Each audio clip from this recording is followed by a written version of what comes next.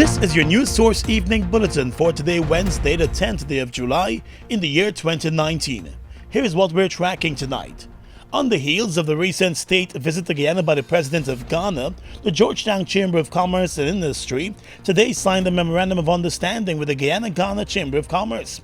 The agreement seeks to provide a platform for cooperation between the two chambers in the area of trade and business development and opportunities. President of the Georgetown Chamber of Commerce, Nicholas Boyer, explained that the chamber sees a potential trading partner in Ghana. The crux of this is that we see in Ghana a potential trading partner, a partner who has significant experience in industries that we are developing. Oil is one, but the oil is not all. There's also mining in Ghana, as well as several other industries that we should collaborate on. Now, this initiative, this MOU, will form the basis from which the Guyana-Ghana Chamber of Commerce and the Georgetown Chamber of Commerce and Industry can share information and allow our members to make connections and start to do market research so that business can develop and trade can increase between our two countries. Ghana is one of the largest oil producers in Africa. The Memorandum of Understanding has a 2-year lifespan. The Executive Secretary of the Guyana-Ghana Chamber of Commerce, Nuerte Azeman, said both countries stand to benefit from the agreement. He noted that when Ghana got involved in the oil industry, it was the business community that worked together, even as the politicians offered policies. What we seek to do basically is to be the conduit for which both countries are going to explore avenues of doing business, trade, and facilitate movement of goods and persons. That is the essence of what we want to do. Share information is very critical, and the examples are there for Guyana to pick from. We are not saying pick all from us, but there are good parts of us that you could pick from other countries, put it together and run with it. You don't need to reinvent the wheels. So basically today is a very good day for us, starting from here, and both countries will be happy that we are putting this together because it's the private sector that is going to drive the agenda of developing Guyana and Ghana. The Ghanaian official added that it will be important for the two sides to share information, and Guyana should not limit itself to where it accesses information from as it moves into the oil and gas sector. He said based on his country's experience, it will be good for there to be a good regulatory body for the oil and gas sector, pointing out that there should be clear regulations that address local content and other issues related to oil and gas management. The Georgetown Chamber of Commerce and Industry has indicated that the MOU goes into effect immediately, but will likely become operationalized within 2 weeks. More news coming up in just a moment. What would you do with 20 gigs of data? Get double the data this summer with GTT. On your first activation of a 7-day data plan or more, you get double the data. Yup, double the data. Activate and enjoy. Opt into a Do More plan this summer and receive double the data. Get a chance to win daily cash prizes and much more, plus a chance to win the grand prize of $100,000 in cash. Only with GTT, there's so much more data to love. Do more this summer. Summer is just around the corner, and this year we're giving you a Visacation. It's easy. Get your GBTI Visa card and travel to your dream summer destinations or shop all you want online. With Visacation, you get to win prizes when you use your GBTI Visa card between June 1st and August 31st. Don't have a Visa card? Visit your nearest GBTI branch or go to www.gbtibank.com. GBTI, we see Guyana through your eyes.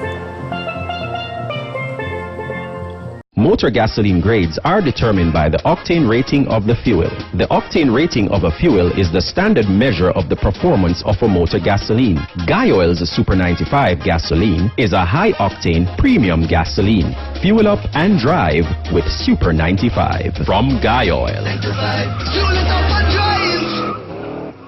Welcome back. Opposition leader Barra Jagdeo is making it clear that the ruling by the Caribbean Court of Justice on the issue of the Elections Commission chairman has not changed the Guyana Constitution. The CCJ in its ruling found that the president's unilateral appointment of a GCOM chairman was flawed and not in keeping with the Constitution. The body also recommended that in the search for a new chairman, the president and the leader of the opposition should meet and consult on possible nominees before a final list of nominees is submitted to the president for his appointment. The consultations have started, and with the opposition leader indicating that he was not averse to the president offering some suggestions for possible candidates, the president has offered suggestions, while rejecting 5 of the resubmitted 11 nominees by the opposition leader. In a statement last evening, Mr. Jagdeo reminded that when it comes to the submission of nominees, the Constitution has not been changed, and it is the leader of the opposition who still has to submit the list of nominees. Let us hope that we move forward with that understanding, the understanding that we had, and the understanding that is still the most important thing for Guyana, that the Constitution of Guyana must be upheld. The CCJ did not change the Constitution vis-a-vis the submission of names.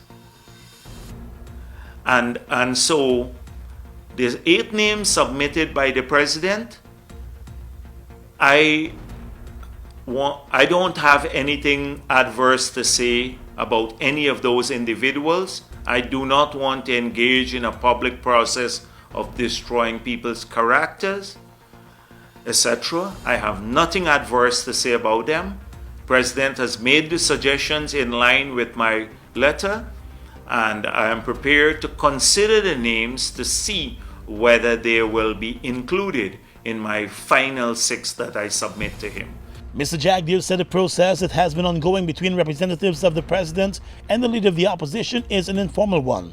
Following yesterday's meeting, one of the president's representatives, Director General Joe Harmon, said he's hoping that at the continuation of the meeting tomorrow, the two sides will look at the 8 names suggested by the president. He also indicated that it is likely that the opposition leader might put forward additional names as the two sides attempt to hammer out possible nominees. Well, we are always bound to the agreements which we make, and we honor our agreements, and so we will continue to honor our agreements. In an address to the nation yesterday, President David Granger said his government remains committed to the process in keeping with the CCJ's ruling and with the agreement with the opposition. The government of Guyana is intent on ensuring the conduct of credible elections at the earliest possible date. To achieve this, it is pursuing the full implementation of the decisions of the Caribbean Court of Justice and the early selection of the chairman of the Guyana Elections Commission. The Caribbean Court of Justice on 18th of June this year decided that the most sensible approach to appointing the chairman of the Elections Commission was for the leader of the opposition and the president to communicate with each other in good faith and to discuss eligible candidates for the position before the formal list is submitted. The two sides are hoping to move the process along to the formal stage within a matter of days. The Ministry of Public Health this afternoon opened the doors to a $539 million central supply bond. The new bond is located in the Kingston area in Georgetown and will be used as the central storage of all medical supplies for the public healthcare system. The opening of the new bond comes just weeks after the government opened an extension to another medical supply storage bond in the Diamond community. At today's opening ceremony, Public Health Minister Walter Lawrence said the new bond meets international standards and is a great improvement on what existed.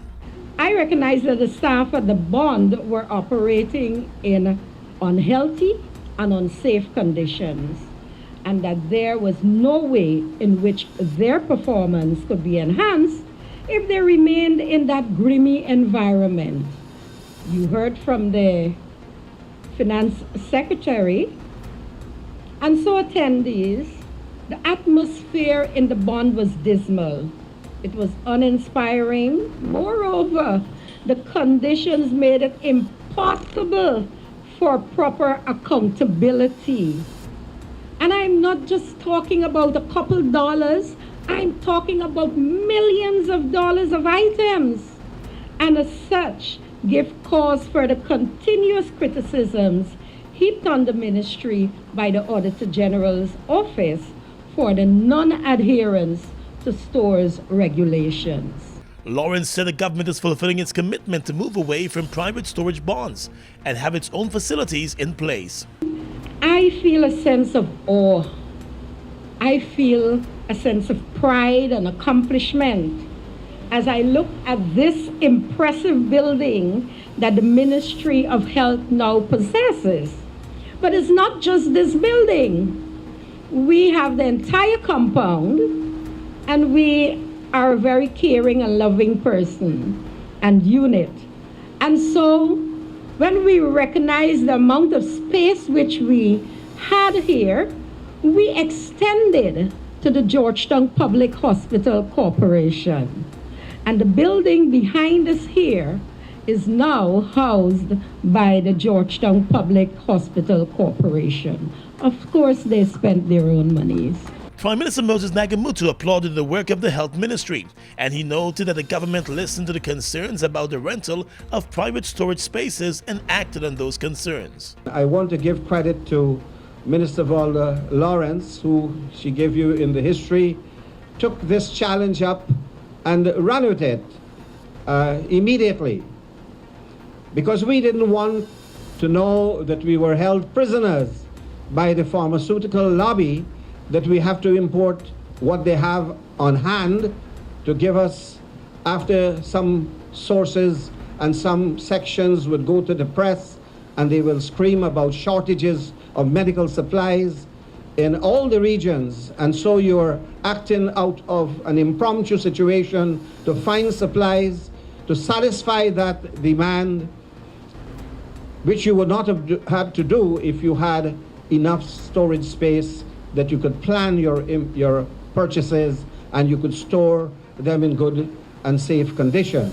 Meanwhile, the Public Health Ministry has been pressing the regional administrations to look at the possibility of constructing their own storage bonds in their regions to save time and money when supplies are urgently needed. Still with politics, the cabinet has endorsed the action taken by President David Granger to issue a grant of respite exempting Minister of Finance Winston Jordan from punishment in his private capacity for judgments incurred prior to his appointment as minister. In a statement last evening, the cabinet condemned what it called an unprecedented and scurrilous attack on a serving minister of government by seeking to imprison him in his private capacity. The cabinet said the courts should protect the executive from vexatious and partisan action. The respite of the execution of punishment was announced by the president's office on the same day that the minister was expected to be imprisoned for the government not paying the sum of $2.2 million to Dipcon Engineering on a judgment that was handed down against the state under the previous administration. The grant of respite will remain in effect until all appeals and remedies available to Minister Jordan and the state have been exhausted. Minister Jordan has said that he found it troubling that he was facing imprisonment for a judgment that was handed down long before he became a minister. He said there were several judgments against the state that were never honored by the last government, and the present administration has been addressing all of them, with some in the hundreds of millions of dollars. Turning now to the courts, a 24-year-old man from Morocco was today remanded to jail for the chopping death of one of his own sisters. The accused, Randy Kozier, was not required to enter a plea to the indictable murder charge. According to the prosecution's case, on the 3rd of July, the accused visited the home of his sister, Cynthia Kozier, and got into an argument with her and another sister over threats that he was making against their children. During that argument, the young man armed himself with 2 cutlasses and attacked the 2 sisters. An 8-month-old child was also injured during the attack. The 2 sisters were rushed to a community hospital with multiple chop wounds about the body. One of the sisters, Cynthia, was pronounced dead while the other one is still nursing multiple injuries. The assailant had escaped from the scene but was eventually arrested by police. He will return to court in August for the continuation of the murder case. Charges related to the injuries of the other sister and the young child are also expected to be filed against him. And the Georgetown promoter, Winnet Amsterdam, who goes by the name Legacy, will be spending the next 2 years and 3 months in jail after he was convicted of cocaine trafficking. In addition to the prison sentence, Amsterdam has also been fined $2.4 million. The sentence was handed down yesterday by Magistrate Shirtle Isaacs Marcus. Amsterdam was arrested and charged back in October of last year after he was found with over 2 pounds of cocaine in the Stabroek Market Square area. Throughout the trial, he remained unremanded. He was reportedly under surveillance by the Customs Anti-Narcotics Unit at the time of his arrest. He was also found with $600,000 in cash. The cocaine trafficking convict was whisked off to begin his prison sentence yesterday. Across the Region is coming up next. It's comedy with no apology. Mommy, baby, daddy, maybe. Right. What? No. If the child born ugly, my granddaughter, put it on him. Put it on him? Me, you? Watch me with the say no. Watch, Joanna, I show you something. Let your grandmother back up. You know we settle the problem here. Settle what? Like 2 years domestic abuse. Yeah, Are you ready? Are you ready? An all-star cast of singers, dancers, and comedians will rock the house. July 20th and 21st, the National Cultural Center will be in an uproar from 8 p.m. Tickets on sale now at Andrew's Supermarket, Nigel's, and the Cultural Center box office. Proudly presented by Godfrey Naughton in association with Mike James Drama Group. Mommy, baby, daddy, maybe. Well, it's what y'all waiting for. Go and get your tickets. We are legions of men standing strong, but never too proud to stoop and help someone. We must send a clear signal to all. Do right. Walk in upright ways, knowing that's what being a man is all about. And ever aware that things will only get worse when good men do nothing. Stand strong. Be the one to live right. Falls, a trademark of China's Zhanghao Incorporated, located at Land of Cane in East Bank, Demerara, was incorporated in April of 2013, with over $10 billion Guyana dollars invested in a state-of-the-art 100,000 barrel fuel storage facility, a modern service station, an office complex, and a modern wharf that can berth international vessels. Having no association with any other fuel company, Falls imports its own fuel, which meets quality specifications, has all the legal permits, and is in compliance with international requirements. Its bulk facility can load 8 trucks simultaneously at a rate of 1,000 liters per minute, while the service station can service 12 cars at a time using computerized fuel pumps, which can facilitate the use of ATM cards.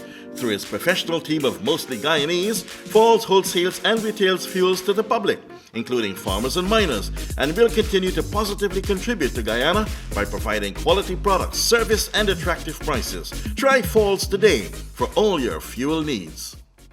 Across the region right now, international financial services company Standard & Poor's has downgraded Trinidad and Tobago's creditworthiness as it seeks to give investors insight into the level of risk associated with investing in the country's debt. In a statement on Tuesday, S&P said it lowered the company's long-term foreign and local currency sovereign credit ratings. It also affirmed Trinidad and Tobago's short-term foreign and local currency sovereign credit ratings. S&P said this is as a result of a drop in energy production and the government's failure to improve its current revenue collection strategies. Meanwhile, S&P said it is also revising down its transfer and convertibility assessment for Trinidad and Tobago. Over in St. Lucia, the Royal St. Lucian Police Force is once again under public scrutiny after a video of a man being beaten by an individual dressed in military uniform normally used by the force's Special Services Unit surfaced on social media. According to the reports, the incident occurred on Wednesday morning. In the 10-second video, a man on his knees with his hands handcuffed behind him was surrounded by 3 men, 2 dressed in military fatigues and the other in a normal police uniform. One of the men dressed in military uniform was seen lashing the man repeatedly on his back with what appeared to be a cutlass. Based on reports, the man being beaten was allegedly caught with a deadly weapon. And finally tonight, international news. Sir Kim Darroch has resigned as the UK ambassador to the US as a row over leaked emails critical of President Trump's administration escalated.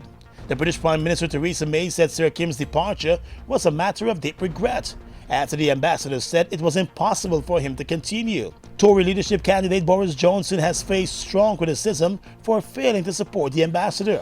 President Trump said on Monday that the US would not deal with Sir Kim. The US president had branded him a very stupid guy after confidential emails emerged where the ambassador had called the Trump administration clumsy and inept. And that's your News Source Evening Bulletin for tonight. I'm Gordon Mosley reporting.